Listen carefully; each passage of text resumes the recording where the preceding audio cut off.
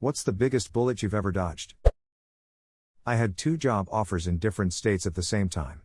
The one I didn't take was offering more money, but I just didn't gel with the guy who would be my boss and really liked the guy who would be my boss at the lower offer. The better offer was in a state I had always wanted to live in, for a company I admired, but something felt off, so I went with the lower offer. I ended up meeting my wife in the city of the lower offer. Meanwhile, the company that had given me the higher offer abruptly closed and laid off their entire staff with no severance, so if I had taken that I would have been stuck on the other side of the country with no job and no money. A literal one. A friend was showing off some handguns he bought with his first paycheck. Checked the chamber to make sure nothing was there, sighted at me and pulled the trigger. Of course, the gun was loaded. Bullet passed over my right shoulder and buried itself in a chair. We aren't friends anymore for some odd reason. Edit, well, this blew up more than expected. Thank you for all the well wishes. I'm fine other than minor deafness in my right ear. Edit 2, it was a 9mm semi-auto made in Serbia. Other than that, I have no idea. He probably had the magazine loaded and by checking the chamber he racked the slide and chambered the round. For anyone reading this, do not operate the action of any firearm unless the magazine is removed and the safety is in the on position. Edit, one of the big rules of gun safety is don't point guns at people unless you intend to use them. He'll never know for sure. He was really broken up about it and was certain he didn't see anything in the chamber and there was no way it was loaded. I assumed it was a blank at first until I saw the look of horror on his face. At that, assumed, close range, a blank could still do serious damage or kill a person. There is still a powder charge in a blank, and that pressure vents out the barrel. There's just a wad of paper instead of a bullet as a projectile. Once at a bar, a woman was surprisingly into me as we danced. If I had had more confidence back then, I definitely could have taken her home. In the end, one of my karaoke buddies ended up with her instead and got caught by her husband that night. I knew a guy that got stabbed by the husband after he went home with a woman. Apparently she liked seeing the husband go crazy on the dudes she brought home. I swear there was a movie or show with something like this. The guy tells this dude to sleep with his wife and then beats the shit out of him afterwards. Edit, it was the drone pilot from Jack Ryan.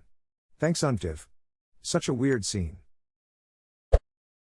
I broke my lease and moved out of a terrible apartment complex I was living in to move back home because I was broke. 2 weeks later the whole complex burned to the ground from a meth lab in another unit.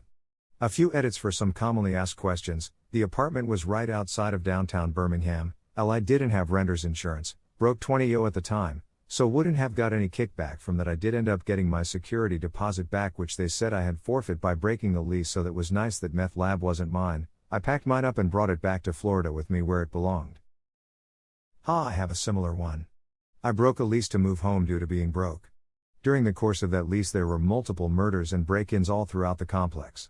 My apartment was on the first floor, so easy break-in. Edit, for those concerned, it wasn't like a serial killer or anything, just an explosion of gang violence. My apartment was in the ghetto outside of Dallas. That time I didn't go along for the ride when a friend of mine was running weed, years ago, back when it was more illegal. I was bored and unemployed at the time, and passed on this trip because I had to go to a job interview to be a zombie for Halloween festivities at an amusement park. I got the job, my friend got arrested and did 30 days in jail. That sounds like an awesome job. Jail isn't all it's cracked up to be. Don't go dissing jail, Julian. 2005, my friend and I evacuated New Orleans 2 days before Hurricane Katrina and drove to Mississippi with the little money we had. We were trying to decide on where to stay for the night, and it was between a mid-range hotel or the really cheap motel. Decided to spend a little more for the hotel. During the night the eye of the storm came through Mississippi and flattened the roof of the motel we decided against. My mom wasn't going to leave for Katrina. I told her I was going to take me and my little sister and hitchhike if she didn't pack the car and leave within the hour.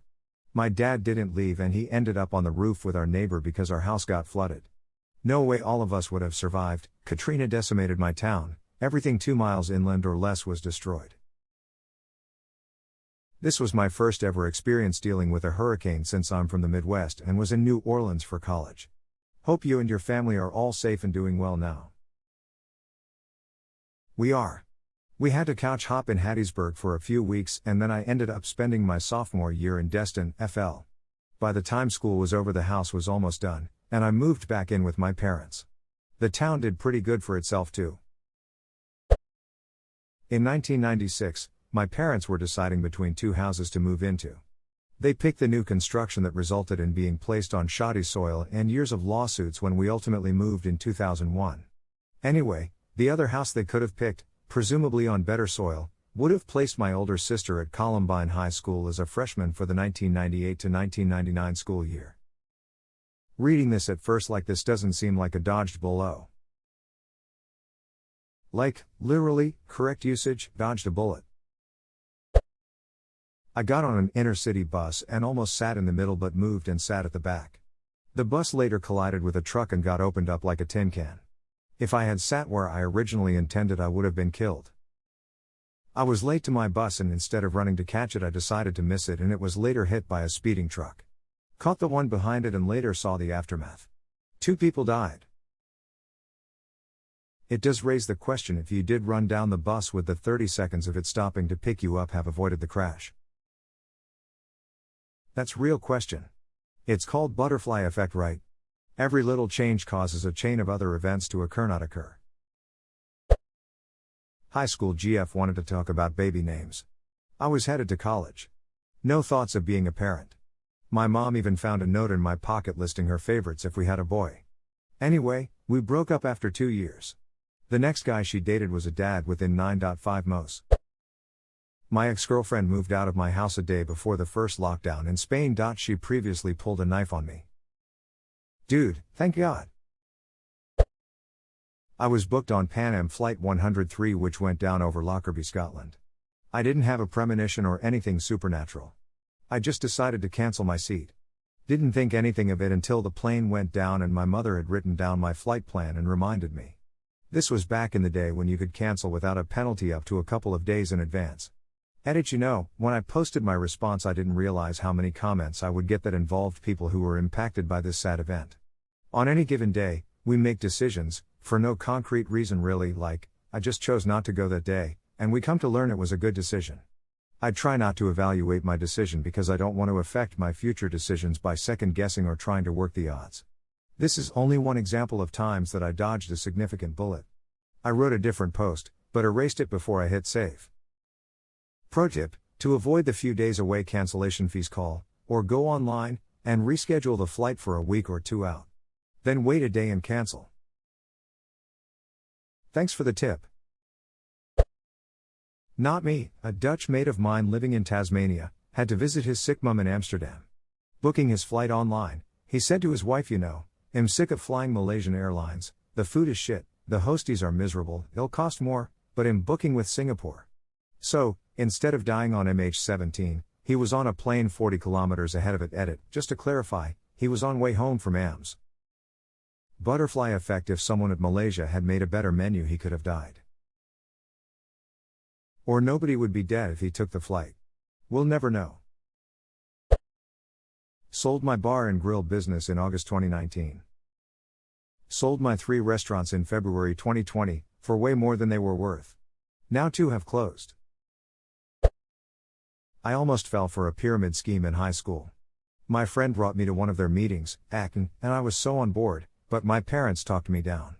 I was upset at them until I learned more about MLMs and quickly changed my mind. Sometimes I imagine where it'd be now if I went through with it. It wouldn't be pretty, that's for sure. Wow, I remember acting. What a sham. Totally. That same friend would sometimes pitch it to waiters, and one of them cut him off with him not joining Lamau. I think Hess still doing it. He has an actual job for income, thankfully, but it's one of those things where they're in too deep to be talked out of it.